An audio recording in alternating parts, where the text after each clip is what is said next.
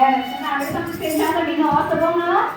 Sa subong ati ano, kagayad niya para na makapamati naman kita sa maka-inspire sa ato no. Kani niya pangabay kong tanan nga paliyo kani magapupo kita tanan sa pagpamati sa aton nga mga testimony subong nga aga no.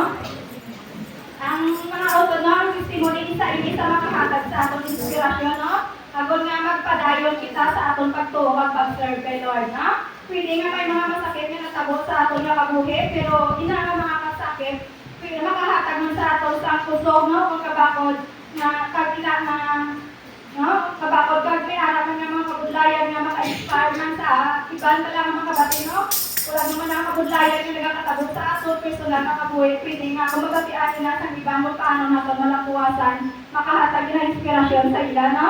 Kani labi lagi sa mga nagakaluya sa espiritu, no? Isa ina sa mga hatag sa ila encouragement para magpadayon kay makahambal sila kung kaya gani ni sister, kaya gani ni brother, mas kaya ko man ni, no? So before kita mag-start sa atong testimony proper, may gamay ako nga i-share sa inyo, no? Kaya last week may nabasa ako sa Facebook about sa relevance ng 40 nga number, no? Sa Biblia. At sang last Sunday, na-mention nga Gary Pastor masayawali about sa 40 man sa kabuhi ni Moses, no? Gani, ang kabalo-bala ka nga ang 40 nga number sa Biblia na-mention 146 times, no? Importante ini siya nga, though yung may relevance, hindi na siya may significance, hindi na sa, hindi nagasimbolize sa complete period of testing, trial, preparation, or judgment, considered.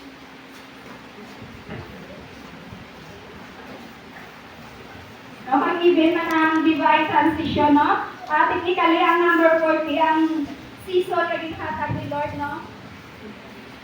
Before every breakthrough, ang bukod mga opportunity nila sa kabuhita, no? Una sa kabuhi ni Moses, na-divide sa tatlo ka 40, no? 40 years siya, naging kadako sa Egyptian prince, at nga nakapatay siya, no? Ang nalagyo. Tapos 40 years naman siya nga nagpulo palagyo dito sa Midian, no? Bilang ordinaryo nga tao, at dito natunan niya ang patience and humbleness, no? Kaya dito man natunan niya nga magsalig sa Diyos, kaya before niya si Moses kasali gamit sa niyang kaugalingon, no? Kaya sa edad niya nga 80, gitawan siya sa Diyos tagi sa burning bush to lead the Israelites to the promised land, no? Kaya nagpanglakaton sila liwat sa sulod sa 40 years. Nag-spend man si Moses ang iya 40 days and 40 nights sa Mount Sinai sa duha man kasi correct na occasion. Una, sa pagbato niya sa 10 Commandments. Kami kaduha to intercede for the Israelites kaya naging sila sa ilang mga idols ng mga bulawan, no? There were another instance ng 40 is there were also 40 days and 40 nights na kagulan pagbaha sa tiyon ni Noah, no? Before nag-appear ang rainbow. Before man nilaglag sa Diyos ang nilibig, tagaan man sila sa 40 days para mahinulsula nila ang ilang sala, no? Before man na-encounter ni Elijah ang Diyos sa Mount Horeb, nagpanglakaton man siya sa 40 days and 40 nights na makaisalang magkaon. Sa sunod man sa 40 days, no, ginyagutan man ni Goliath, nagunduman ni Goliath, ginyagutan man ni Goliath ng Israel at siya napatay ni David, no? Kag after Christ resurrected, he spent 40 days with his disciple na para mabakuron ka sila pagtuo. No? Kag before man magsugod si Jesus ang iyang public ministry, before sa mga miracles na nahatag na himo niya, before sa iyang mga pagwali, kag before siya ginasal sa cross, nag-spend man siya sa 40 days and 40 nights na pag-fasting sa wilderness, no? And lastly, si Haring Saul, si Haring David, at si Haring Solomon. Nagharing sila sa 40 years kada isa. No? So nakita niyo walang pattern ni Lord sa number 40, no? Harap ito niya ang 40, no? May harap ang pagmulat, ang preparation.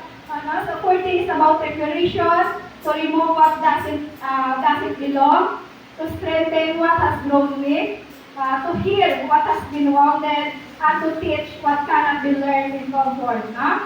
Ano ba rin ang hindi mga 40 sa kabuhita?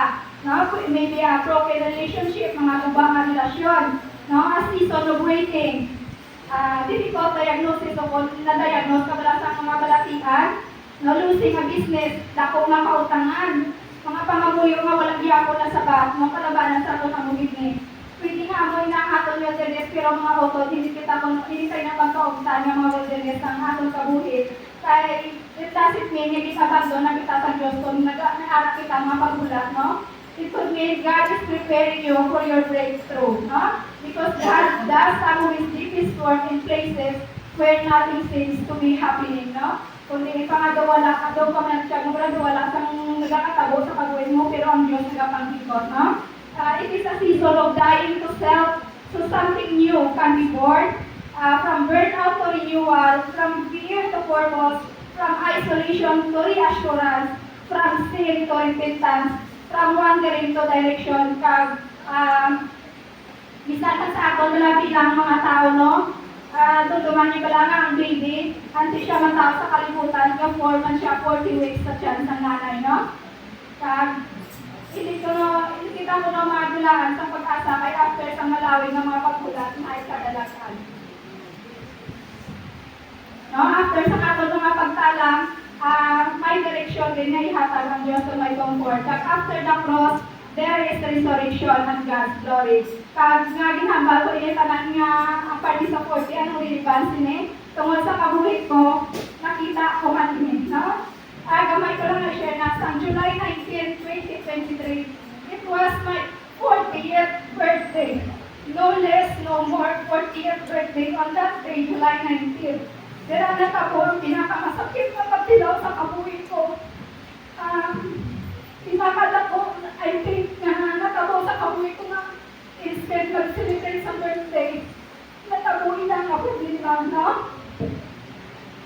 Pero kasubong ko na ako pamisaran, it was actually a breakthrough, no? Tungkol sa to, birthday man niya kasakit, birthday man niya kasubong, birthday man tanong niya kabuglayan, pero tungkol sa to, I gained my freedom, I gained my self-respect, I gained again myself after losing it for so many years. Kasi nga, nadula ang espito ko kung ang espito ko sa kaugalingon ko, kung ang pagkalangga ko sa kaugalingon ko. Kapag God allowed the deepest pain in my life to reshape and remold my life, no? So, ako tanan nga natabo, kung wala ako natabo tanan, kung pabisa ko work it lang ako tanan para sa peace and love nga ako na ang konsubo at yun, no? So all the glory belongs to Christ. Amen. Tapos po, mga kapay, makikita nyo man ang gawa ng pag-share sa inyo, no? For this moment, pamakian ka man ang ato mga kauturan ni may i-share, no? Ang bisaan na sa kay Tata.